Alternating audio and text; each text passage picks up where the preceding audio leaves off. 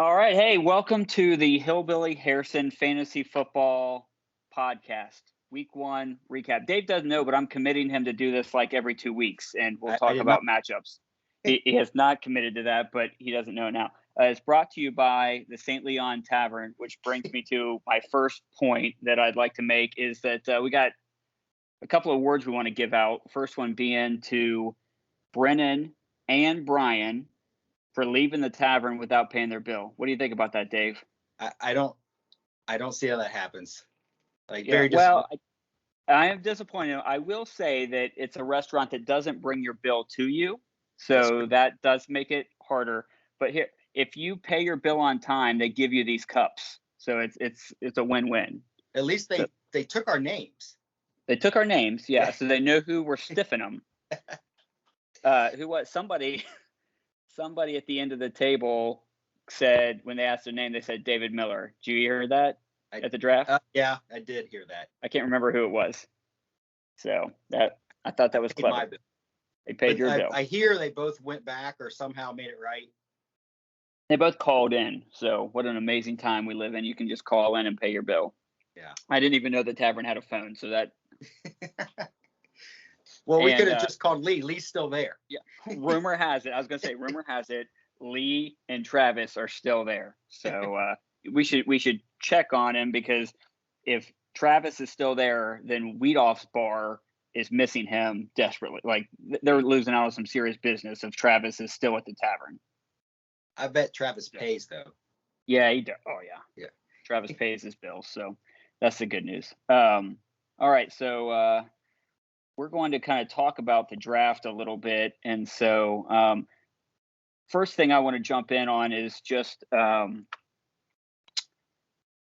ESPN's really big on Junior.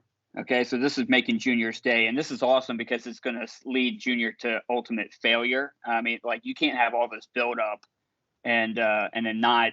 I mean, there's only one place for him to go is down. So that's good news for us. But are you as big on Junior's draft as ESPN is? I'm not, and it starts with this. Okay. Can everybody see this? Can you get a good look at this?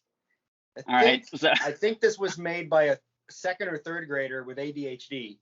I didn't know that Junior brought his child to the tavern for the draft. Did he? I mean, there's miscellaneous circles and scribbles all over everywhere. It's almost like you have to decipher it. Like, there's some sign stuff going on there. You know what I mean? Like the stuff that's in the corn. Like, there's some like designs there that maybe he's trying to tell us something. Yeah, I guess I am looking at it. I'm not real sure why ESPN is so high on it, other than you start with Derrick Henry. It's a fine start. You know, you can build a team with that. And then Lamar Jackson, of course, you know, he took him in round 4, and he's a pretty exciting player. You know, a lot of points possible there. He went with the rookie tight end, which, you know, historically rookie tight ends have not, you know, excelled in fantasy football. But hey, maybe Pitts is the one. You know, it's going to change all that. So, you know, a lot of exciting people. But then there's some, you know, question marks, some kind of older guys, some Ohio State guys, some retreads and whatnot. But you know, the thing about Junior is he'll find a way to screw it up. That's what ESPN doesn't know, is that he'll find a way. Their algorithm cannot account for that. Yeah, he'll find a way to screw it up. So I'm not as high. I mean, I do like, you know, some of those, like those 3 especially, you know, players, you know, but yeah, Junior, he'll mess it up. That's good to hear. I like to hear that Junior's going to mess it up. So, well, Junior's adversary and his first week opponent is Rennie. What'd you think about Rennie's draft? All right, so Rennie, he really looked dejected. Did you catch Rennie after the draft? It's his favorite day of the year. It's his favorite day of the year. He wasn't feeling so well, and then every time Rennie leaves the draft, he says the same thing. He's like, "Man, my team sucks." Yeah, he does, but yet it doesn't always suck. Frequently, but not always, you know. So Rennie went with the 1-2 punch of Kamara Hopkins. You could do worse, you know. It's a great start, you know. And really, when I looked at his picks, you know, you can go pretty much 1 through 8, maybe even 9, pretty solid. But then you throw in the 5th pick of Jamar Chase, which I think he regretted it right after. Maybe he's going to be, God's gift to Joe Burrow, relive their, but he hasn't caught a ball, I don't think yet for the Bengals, even in practice, Yeah. So, but I mean, there's one bad there's egg. whisper. Maybe it'll be good. Maybe it'll be good. We're really the other hoping question mark with Rennie was, he used, I think it was what round it was, but it was pretty high pick on Michael Thomas, who has to sit for 6 weeks, isn't happy about his contract, so he might have a hangnail that lasts another 4 weeks. He may never play. So with those two receivers taking up space on his team, that might not ever see the field, because if he's brave enough to start Chase week 1, I don't know that he will be, because he's got a number of other wide receivers that have caught passes ever. So I, but Rennie, he's the Kamara and Hopkins can cover over a lot of ills. If they both get 30 points, that's 60 points. That's almost beating Danny right there. So pretty close. Yeah. And he's just hoping that we don't have like a John Ross 2.0, right? That's, as any Bengals fan, that's kind of what we're hoping. Is he still in the league? Nobody drafted him. I think he's a 49er. I do not know. Maybe. He's fast. I know that. He is. He is fast. That is for sure. Yeah. He's fast. So, all right. Was there anything that you talked about some surprises, and we're going to go off script because we don't have a script here, but so what was the first thing in the draft that happened that just like surprised you? Because like Adam had his formulas and he was like, oh, everything's tracking the way that I thought. Like, was there something that just stood out to you? It was like, oh, that was like the first surprise that happened. I don't know about first, but Adam, I was sitting by Adam, and one of the, he was shocked when Lee pulled a name out of his butt that Adam was pretty convinced that only he would know. I think it was some running back for the Rams, Jake something, who might already be dropped. The scariest thing that could happen for us is that Lee brought a notebook. Yeah. He had done some homework, and he was bringing out some names that only Adam knew. So that meant. And they were already on Adam's, like Adam already had his sheet made up, and he was ready to hand it to me before the draft started. And it was probably going to be pretty much on until Lee screwed it up. So that was, that's a big takeaway from the draft. If Adam was thrown off and Lee did it, maybe we're all in for a good year. Okay. And anything that happens that aggravates Adam, well, that's a plus for the rest of us. So true. Yeah. Yeah. All right. So I'm going to go down here. So you mentioned Lee. So what did you think about show me your TDs? What did you think about his draft picks? Notebook and all. He was at number 8. He picked Jonathan Taylor, which, not the sexiest pick in the world. I haven't really seen any commercials with Jonathan Taylor. I don't see any, there's no memorabilia, like no shoe deals, no Baker Mayfield type commercials. He's not super exciting. Now, his second pick of Eckler's exciting player. Sometimes he'll catch a pass for a TD. Sometimes he'll run one. He does all kinds of stuff. But, a team, you kind of want some Jonathan Taylors on your team. Just guys that you can plug in. They're going to get you some points. They're probably not going to, go crazy. Not sure about Indy's offense this year, and so Taylor is a little, like I said, not sexy, but solid. So the two running backs, though, with Eckler and Taylor, Lee, he did pretty good. And then Lee, of everybody, I think, waited the longest for both tight end and quarterback. He went with, I think tight end was, to find it, but I know quarterback, he went with Derek Carr, which, one of the last quarterbacks taken for a first quarterback. So the upside would be if both of his tight end and quarterback hit, then you got all that depth from all the other spots that you picked, running backs and wide receivers and whatnot. So if it works, it'll be great for him. If not, then he might be, picking people off the waiver wire, for streaming tight ends and quarterbacks, which can get the job done. Any given week, there's always somebody that scores 30 points on the waiver wire for, as a quarterback. Tight end, every now and then you can catch lightning in a bottle too, but Lee definitely had the patience to wait on those two positions. Yeah, and he looked like he had done some homework. He had some specific guys he was looking at. I think he felt like he had some sleepers, and so the fact that him and Adam are kind of wrestling over a couple guys, that was fun to watch. It was good stuff. Yeah.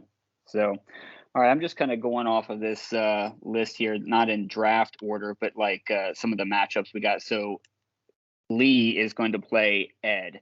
And Ed is notorious for, number one, not drafting his own team, and not knowing that we have a group chat that happens. So, but he was in person. He was there, and he picked his own team, and he had a kind of a mix of Patriots / expatriates. Yeah. Ed's always going to show a little fandom in his picking. So, what do you think about how Ed did? Yeah, well, I'm with you. First thing about Ed is he was there, and the second thing was that he even knew which team that some of the players were on this year. So that, I mean, right from the get-go, being there and knowing that certain guys were on certain teams, he was ahead of, like, miles ahead of where he normally is. His team, of course, he got Brady. That's pretty much a given. Whatever spot he's at, but I think he waited till round 5, and strangely, Brady was still there. I think most drafts had him going 10 rounds later, but that he picked him when he wanted him. Yes. He picked him, he got who he wanted, and he's there. His team, if you look up and down, is a bit long in the tooth. Lots of old guys, a couple little new guys, a little young bucks. But you think that Ed's picking? You think Ed's picking guys from the last time he actually watched a football game? That's kind of, you might be onto something. Okay. He's like, oh, Fournette, I remember him. He played 5 years ago. A number of other guys, lots of veterans on the team, with just a few kind of young folks. But hey, Brady might be one of the oldest guys in the league, but he seems to get it done. So maybe Ed's on to something. The key for Ed, though, is not to take any weeks off. Sometimes when you look at your schedule, like a few weeks, you're like, oh, I play Ed that week. Maybe he won't start all the positions. And sometimes you're right. Pretty often, maybe he's up in a plane somewhere. He doesn't have one. I don't know what the excuse is, but if he would just 17 weeks this year, if he just starts somebody that actually plays it down, at every position, he could be onto something. All right. That's good. So Ed, if you're watching this, check your lineup every week. Do the league a favor. There's some Thursday games. There's some, some Monday games. Every now and then a Saturday game later in the season. I mean, there's other nights, but other days besides Sunday. It's a little too late sometimes, but that's the key for it.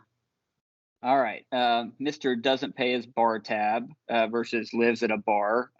Brian Heim. How is Brian showed up a little late. He did. And Brian's first pick upset Adam, so we started off with a bang. It was good. Yeah. There was some controversy that I fed him names. I was just reading names off a list. I promise. Yeah. He came late. There's no way in the world that I would want to upset Adam. No. By all means, none of us would. Not ever. Yeah, Brian, like you said, he came in late, but he jumped right in. He started off strong with Tyreek Hill and DK Metcalf, two of the possibly. Did he go wide receiver? Yeah, 2 wide receivers right off the get go, and then he took Kyler Murray, which I was a big fan of him last year, and he's exciting player, good quarterback. Then he went with CeeDee Lamb, so we'll see how he does tomorrow night with the kickoff. If Dak's going to be throwing him the ball or not, I don't know. How does Brian have running backs? It sounds like he's. That's where we're at. Yeah, like that's where it starts to go. Then he picked a few running backs, but I think it's very possible that he's going to be chasing running back points for a few weeks here until he can kind of, maybe one of those guys. I don't know that any of them are necessarily, starters. They're not. Let me find his little sheet here. Brian, right here. Tyreek Hill, DK Metcalf, Kyler Murray. Then we got Javonte Williams, Damian Harris, Ronald Jones. 3 running backs in a row, but I don't know that any of them are starting. Yeah. Good news is he's got like 80 points between his first 3 starters. That's true. So that's where sometimes you're top heavy, sometimes you're balanced, sometimes you're bottom. he could be chasing some running back points. That's for certain, unless Mark Ingram, his 9th round pick, turns into be. Yeah. I don't know if Mark Ingram's playing. I guess he's Yeah, playing. I think that you think Brian read like a running back zero book before the draft. You think that was the strategy? He did.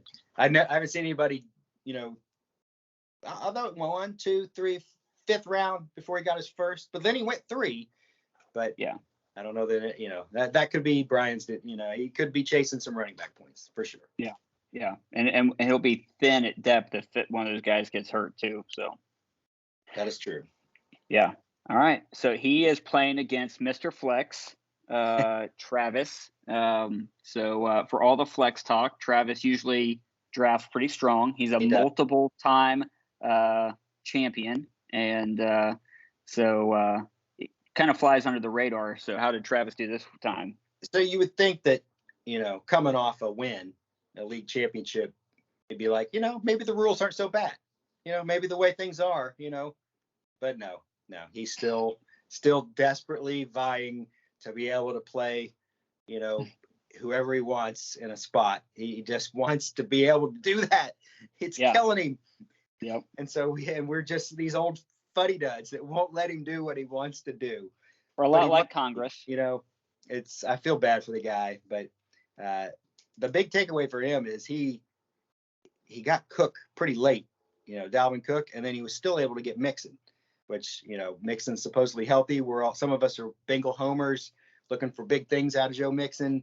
Their press conference today, the coach was talking about how they're going to throw to him on 1st down, 2nd down, 3rd down. You never know when they're going to throw it to him. Plus he's going to get carries, so that 1-2 punch with Dalvin Cook and Joe Mixon, it could be a lot of weeks where those two score more running back points than whoever he's playing. That's a pretty good advantage if you can win the running back battle. Sometimes that's a 20-point swing right there if that helps you out. So yeah. So Dalvin definitely dropped. He didn't go when he was slotted to go, but there was a lot of talk going on right before our draft. People were really down on the Vikings. You think that affected Dalvin's stock in our draft? I don't really know what affected it. You were one of the culprits. You had a chance. Yep. We'll get I to had you, a chance at him, but you let him go by, and so did a couple other people. So I don't know. I'm not sure. Why. He's healthy. He's a 3-down back. I don't know. The Vikings, Kirk Cousins is pretty good quarterback. Game manager, loves to dump it off. Loves to. Other than his injury history. Yeah. Well, we'll get to my draft in a little bit, but mine was more, I knew who I wanted for a wide receiver, hoping he would be there, and I didn't want to double up on 2 players from one team. But so I just know that a lot of people were down on Kurt a little bit and down on the Vikings, and I felt like that once he didn't go 3, it just kind of, there just was a couple more picks there where he just kind of kept waiting there. So Travis, he starts off strong at running back, then he goes 4 straight wide receivers. So I'll have, at those rounds, he probably can play any of those 4 any given week and be fine. And he was still able to land Russell Wilson, which, historically you do pretty well week to week when you got Russell Wilson on your team. So of course, Travis ended up with a pretty strong draft. He just can't play one of those wide receivers, as a running, as an extra spot. He can only play 3 of them. He drafted 4 really good ones. He waited a while till he got a 3rd running back, but you may, if those 2 guys are week to week, other than the bye week, they may never come out of the lineup. Yeah. All right. So we're at the place in our draft where we have to talk about Adam. He brings a laptop with him. He's done more research than anybody. Maybe you. I don't know how much time you spend pre-draft thinking about this, but I have no doubt that Adam ran mock drafts in his head. He doesn't have to do them on a computer. He just thinks about them. But anything surprised you about Adam's draft?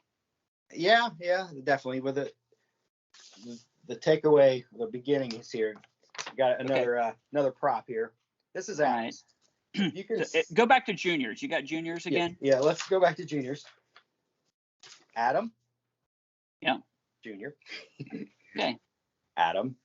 Yeah. Adam might be the prettiest handwriting of any boy I've ever seen in my entire life. It's look at this, immaculate, like perfect lines. Every S looks exactly the same. Every letter, looks like. I don't do that. My handwriting's horrible. Dave, what's the cost for us to send that out to one of those guys that analyzes that to get a profile on Adam? Yeah, let's do that. But Adam picked 12th, which means he's picking in twos. Oh wait, and we have to remind people he's picking 12th because evidently he told me I could pick his draft spot. And I said 12, and so. So don't let this year against you for the rest of your life. I don't want this draft or his season to be held against me. He plays these games. He could have picked whatever spot he wanted. He's got a caveat for the whole season. He's got an asterisk for the whole season. Blame it on me. No, he can't. No asterisk, no nothing. Adam. So he starts off with Kelce, his chief, and then Diggs. So that's pretty good. And yet somehow 20,004 picks later, he was still able to get two pretty good, high use backs and Chris Carson and Sanders. So that's four really good guys. Darn you, Adam. He comes up with four really good first picks. Then he goes kind of homer for Bengals fans to T. Higgins, which I like that. I'm all root for Adam for T. Higgins, anytime. So, but the surprise are like two things. One is that they always say don't lock into a player, read the draft and all that, but it sure seemed like he was locked in from the get-go to Matthew Stafford. Like he had him earmarked for a certain round, and nobody, that was I'm sure he already had it typed in his sheet that's ready to turn in. So I mean, we'll see. Maybe he's friends with him or somehow he knows more about Matthew Stafford. Yeah. The team switch, but that was his guy. That was his quarterback. He got him. So was it at that pick, did you feel like that maybe he reached, or there was somebody else, another quarterback available, or just a different position player you thought maybe you could have grabbed there? No, I mean, eighth round, it's not a bad time to start, worrying about your quarterback, especially if you miss all the, the ones everybody says are top. Right. If you got a guy that you think is top 5 and in the 8th round, grab him. It just seemed like the surprising thing for you is that Stafford was the best value he felt like he was going to get, because he's been big on, Dak let him down last year because he got hurt. He's been a Russell guy in the past as well. So, but he doesn't have much allegiances, but it did seem like that he was really high on Stafford, and it probably was because he knew he could get him late. Yeah, maybe.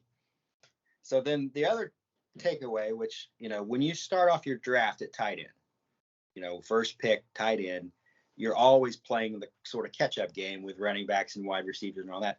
And yet in his, whatever round you want to call it, 7th, since he's picking 2, but he picked, Logan Thomas, another pretty good tight end when he got Travis Kelce on your team. So, I mean, just, depth is always good, right? But that was a little surprising because, you feel like you're going to slot Kelce in all but 1 week, and that week you could drop whoever's hurt or on your team and pick up some random tight end for 1 week, and then you got Kelce right back in there. So, Logan is one that probably a lot of people wish they had as their number one. Maybe that's the strategy, keep him off somebody else's team, use a high draft pick for him. But it could be a depth herder, as far as that could have been another running back, another wide receiver.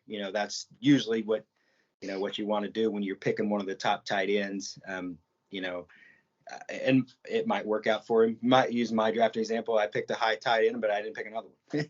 I'll be scrambling if my guy gets hurt. Maybe that's what he doesn't want to do. So, but that was a little odd. But, Adam seems to somehow know things that other people don't. So maybe he's got it all figured out. And, we're all rooting for him. We're all pulling for Adam. Well, here's what we all want. Adam's going to end up with anywhere from 8 to 14 wins. And he's going to be right there to win the league. And then he's going to lose in the first round of the playoffs. And so that's going to be, that's the story of Adam. Yeah. So what would be nice is if, Logan Thomas goes on this run right around playoff time, and he starts him, and then Kelsey scores 10 touchdowns, and you know that would be real disappointing. Yeah, that would stink. So, all right, if you've made it to the 20-something minute mark of this, we're going through the draft. Adam, week 1, plays our good friend, friend of the league, longtime member, Josh Rademacher. The one person, I mean, we got Ed there. Ed doesn't know what day of the week it is. He doesn't own the GroupMe app. Brian was there straight from football. Half the guys don't even know who Brian is. We got Brennan there. You know what I mean? Like there was no conflicts for him. His social life, right? Like he wasn't in Paris or anything like that. I mean, Brennan was in town, made it to the draft. But Josh Rademacher, who comes to all the drafts, he's hosted the draft before, doesn't come. Disappointing. Yeah. Sad. And so he drafted via proxy Brennan, who did great last year, and a little bit over the phone.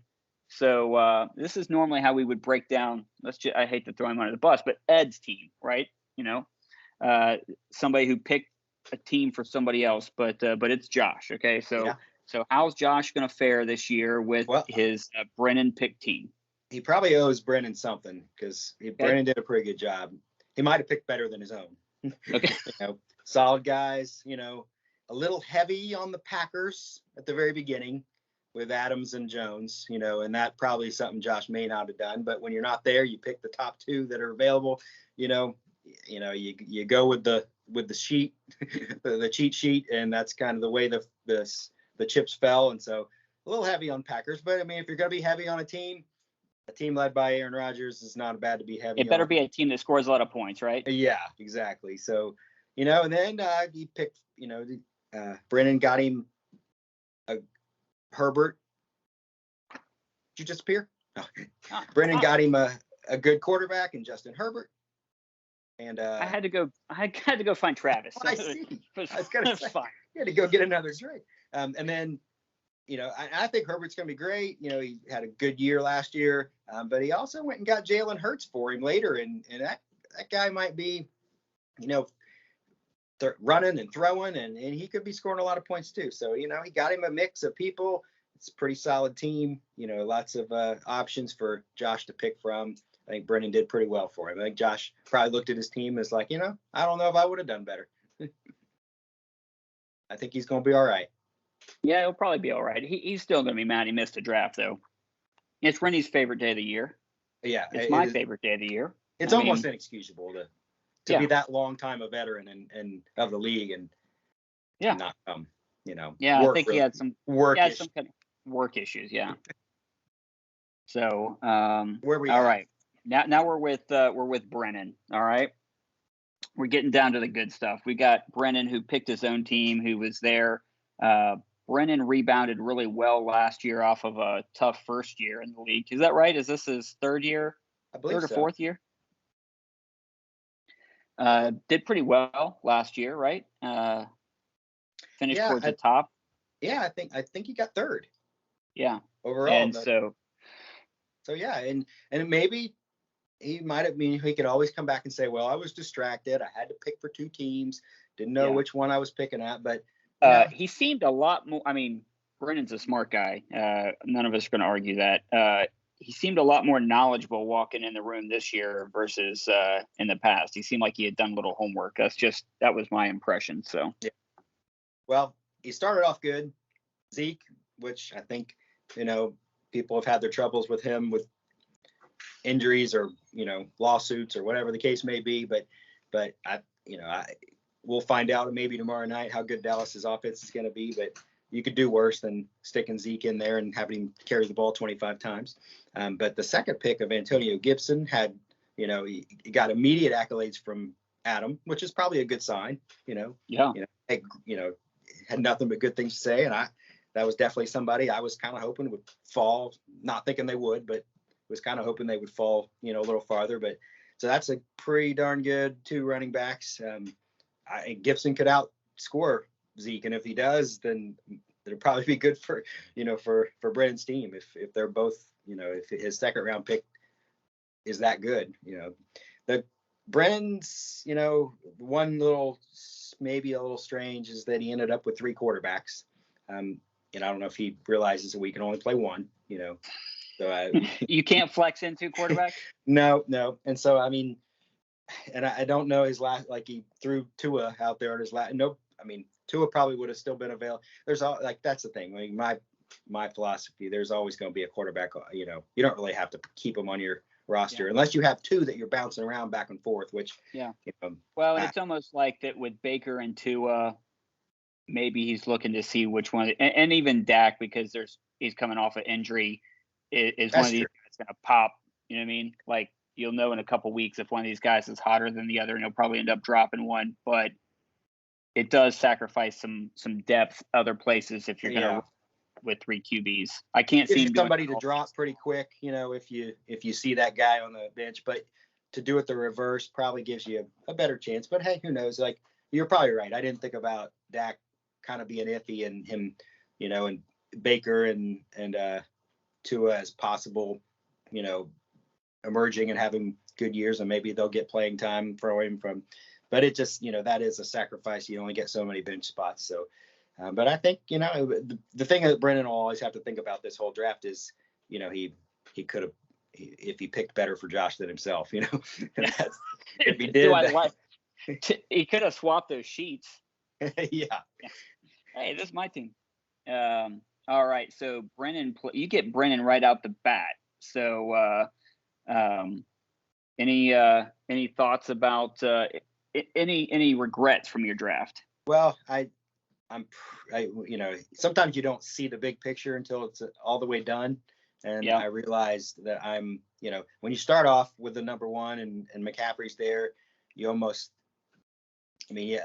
some people might say, oh, Henry or whoever, but if you pick him and he blows, or if you don't pick him and he blows up, then the regret's worse than picking him and having him get hurt. So I went with McCaffrey, but I realized pretty quick after the end of the draft that I'm pretty running back dependent on McCaffrey. Like, I threw in a Mike Davis, who's kind of an unknown. He switched teams for Atlanta and not sure how he's going to do. And then after that, I got a couple rookies and I didn't ever find anybody else to pick. So I think I'm going to be chasing running back points, especially if one of those 2 guys, either gets hurt or if my first second running back guy ends up being pretty worthless, then I'm going to be scrambling for running back points. I went with volume at wide receiver. Although New Orleans, does this Tony Jones guy become more valuable since the New Orleans just dropped cut one of the running backs? That was sort of after the fact. I picked him thinking that he was going to have to beat out Latavius Murray for touches for blowout games when Kamara comes out and you put in, those games when, Murray would come in at the 4th quarter and score 5 touchdowns. And, I was kind of, thinking Jones would be that, but, Kamara's he could get hurt and Jones would possibly step right in there. But I wasn't thinking that at the time. I was just picking a couple guys that, at that point I was like, I picked 2 rookies, him and another guy that I'm like, well, maybe they blow up rather than some old veteran that I know won't plod for more than 5 yards. And so, but I ended up pretty weak at running back, but to have a chance at, a top 3 tight end in Waller and a top 3 quarterback in Josh Allen, and your wide receivers are strong. Yeah, I have a lot, and but they're all about the same. Yeah, I was going to say that you don't have that elite, top of tier guy. You got I got a bunch of guys that I could probably start any of them any given week, and I don't know which one to start. So that's sometimes when you have depth, then it hurts you more than it helps you. This is where Travis would chime in and say, "Well, you could play 4 under my rules," and in my case, it's probably the 5th and 6th guy they're going to do better, so it wouldn't matter. Whoever I pick, leave on the bench. So that's going to be a challenge for sure for me, is picking the right 3 wide receivers and then possibly chasing running back points if these guys get hurt or don't pan out, because I don't have solid depth for sure. Nobody to plug in. Yeah. All right. So now we're on to Danny. All right. And Danny went big. He went Patrick Mahomes right out the gate. Is that right? Is that right? Or did he go Najee Harris?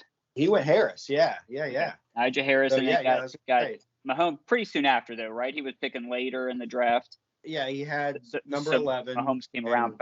Okay, yeah. So Harris, as a rookie, could. It's pretty high to pick a rookie running back, but Pittsburgh has a pretty good history of running backs. They say they're going to give him the ball a ton. Yeah, he could touch it 40 times. Winging it like he used to. So, hey, it could be a league winner, 11th pick. If you can get a top 5 running back after everybody else passed up all those chances, then at number 11, and then to come back with, Mahomes and Kittle, that you possibly could be number 1 at both of those positions as well, at least have a chance at it. He could be chasing wide receiver points though, because he waited a while to get any of those. But he's got COVID Beasley, so you never know how often he's going to be available. Of all the positions, though, that one's the easiest to possibly find a 3rd or 4th wide receiver on some team and have him blow up any given week. So, it's not, so working the waiver wire would be important. So first thing is I'll have to teach Danny what the waiver wire is. As soon as I get done teaching him and he, tell him how it works and all that, then because Danny's kind of with Ed, a big part of Danny's year will be looking back and seeing if he played, filled out all his starters, all 17 Danny's weeks. Got a social life though. You know what I mean? He's a single guy. You know what I mean? You got to give the guy a break. That's true. But, it's just fill out a roster every week. Take a year, take one season, see what happens when you fill out the whole lineup every week. Somebody that's actually going to start, that's not on bye. I think he tried that a couple years ago. He won the championship. Well, try it again. Because last year it didn't happen. There were a few weeks off last year. And it used to be I would try to get a hold of somebody and say, hey, look at your lineup, but those days are gone. I don't have time to babysit. You gotta fill out your lineup. Yeah. He'll be bummed when it's when he's got one of those running backs on bye and Raheem Mostert scores like 4 touchdowns on his bench. So that's if just think how competitive our league will be this year if Ed and Danny fill out whole lineups. Yeah, well, it's going to suck for me because I count on those wins. It's like the only wins I get. So it's so I play Danny week 1, which usually you look forward to, but getting in week 1, that means he's got a full lineup. Do you really want Mahomes, Kittle? No, I don't. No, that's what I mean. They're all going to be in the lineup. I got no bye to deal with, and so you can share in a second. My regret in looking back on my draft. I'm waiting on it. Waiting too long to get a quarterback. I probably should have taken a quarterback a little bit sooner. And that really wasn't my take. Okay, what was yours?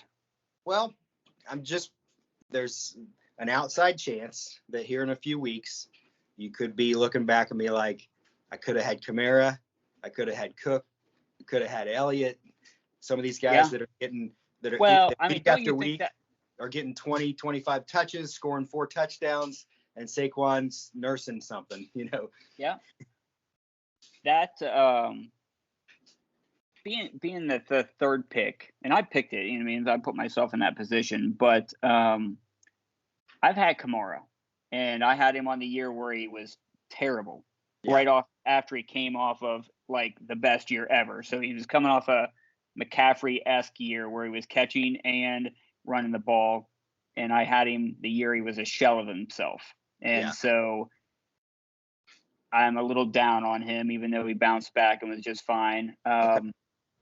I knew I wanted to go after Justin Jefferson at wide receiver, so that probably took me off at Dalvin a little bit. I probably bought into the Kool-Aid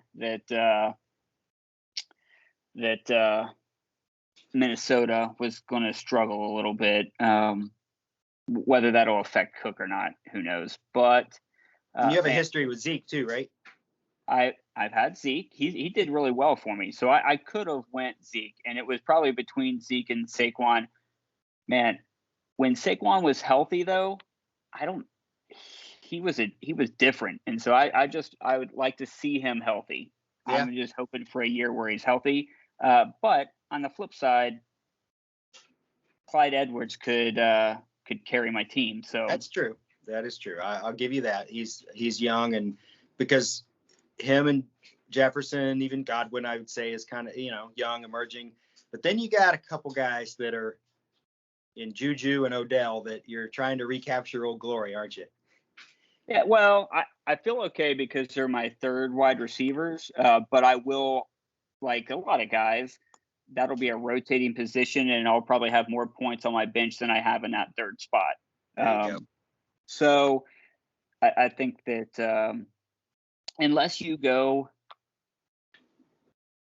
wide receiver in the draft, I think it's hard to not feel that way about that third spot. But I'd rather be where I'm at with running backs personally. So even somebody could question the Saquon pick, but if you could offer somebody, I questioned it. It's fine. So if you got Saquon and Clyde Edwards as your top two running backs, most people wouldn't argue with that. No, I mean, but that's if it's if Saquon, if you get it right and Saquon's plays 15 games and he does great, you may not ever care about Kamara, Cook, and Elliott, but you're always, if it goes the other way, then you could have had somebody else. But that's David, the story. I'm going to regret everything. This is me. We're talking. Now, you'd mentioned your quarterbacks at the beginning, and Tannehill's one that Mike, what's the ESPN guy, Barry, that does all the manifestos and all that. He loves doing. You ever seen his player A and player B, where he gives you stats and you're like, you're always convinced that you want one, and then you realize, then he throws a name out. Seems like he always puts Tannehill in one of those. He like, who would you rather have? And it ends up being, Mahomes and Tannehill, and he makes you based on the stats pick Tannehill because it's like, oh, those stats are better. And Tannehill, he's solid. He could be fine, but I'm a little high on old Jameis. I think you might start Jameis, right? And then you pick. Yeah, I got Jameis. I think that he could end up being really good. He's got a tendency to throw some interceptions, but he does. But he loves to chuck it. He had LASIK surgery. He can actually see his receivers now. Yeah. So, you could be onto something with him. So looking at your teams, my sort of takeaway was you could win high points 10 times, or you could be the lowest scoring team in the league. So one of those. I don't think you're going to be in the middle. Story of my life. So, all right. Well, I think we got through every team. Is that right? Did we miss anybody? No. We went through myself and Danny. We did Brennan and Josh. We got Adam Brennan and you. Sorry. We got Adam and Josh. We got Junior and Rennie at the top. We got Ed versus Lee. And then Travis versus Brian. So that's the 12 teams. We kick off tomorrow.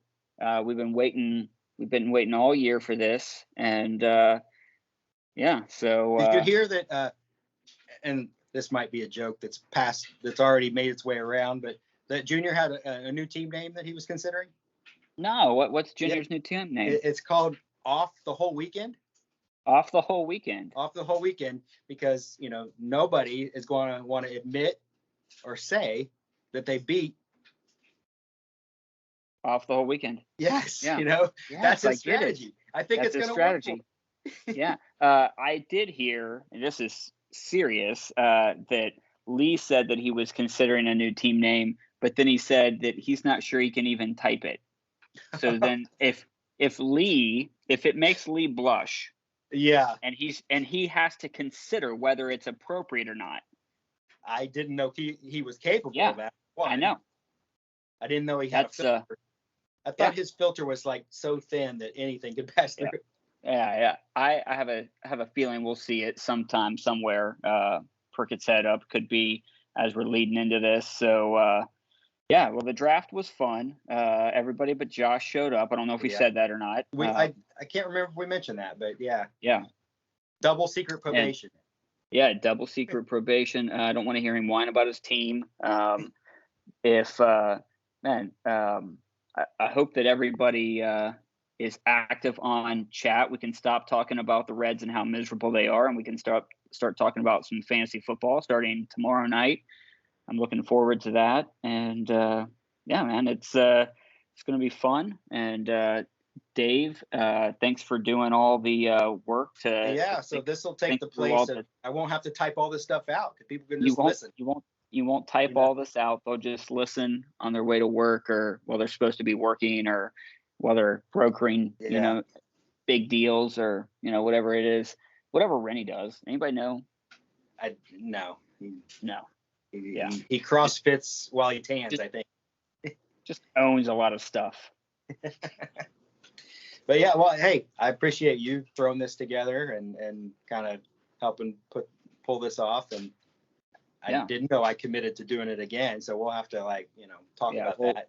We'll talk about that. We'll see what kind of ratings we get, what kind of Patreon membership we get. If we get thumbs up or thumbs down, and we'll throw out a league poll for sure and say if they want to see it again. People, power to the people.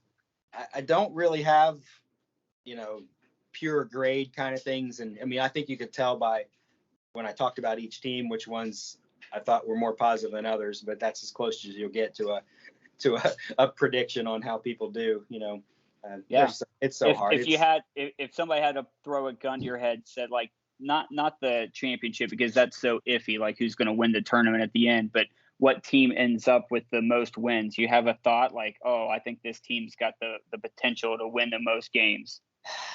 I'm always partial to teams that end up with two really good running backs, because I think if they both score 20, 25, then you got a 40 to 50 spot right there, and it's tough to lose when you got those points. So a couple of the teams stick out that I talked about with Travis having Cook and Mixon.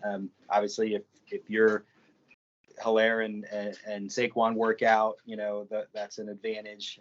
There's probably a few others, but whenever you have two solid running backs, and I didn't end up with that unless I get lucky. So I didn't even follow my own advice.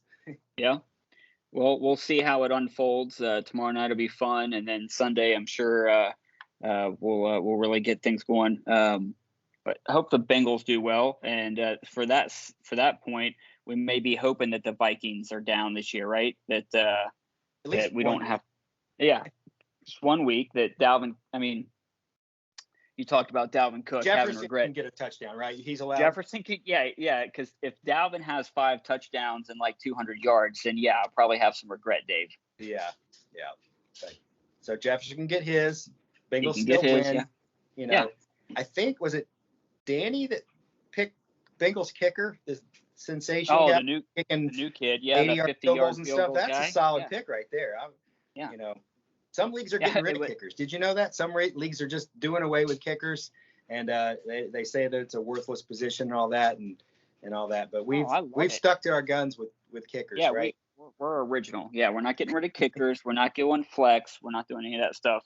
I actually went to pick up a kicker because I didn't pick one up in the draft. I meant to, and then I was like, went and paid my bar tab or something like that, and then instead of picking one, and so I went to pick one up after the waivers opened back up, and Rennie had already jumped on the one I wanted. He swapped kickers before I got a chance to pick. Oh my goodness! So he's already regretting his kicker.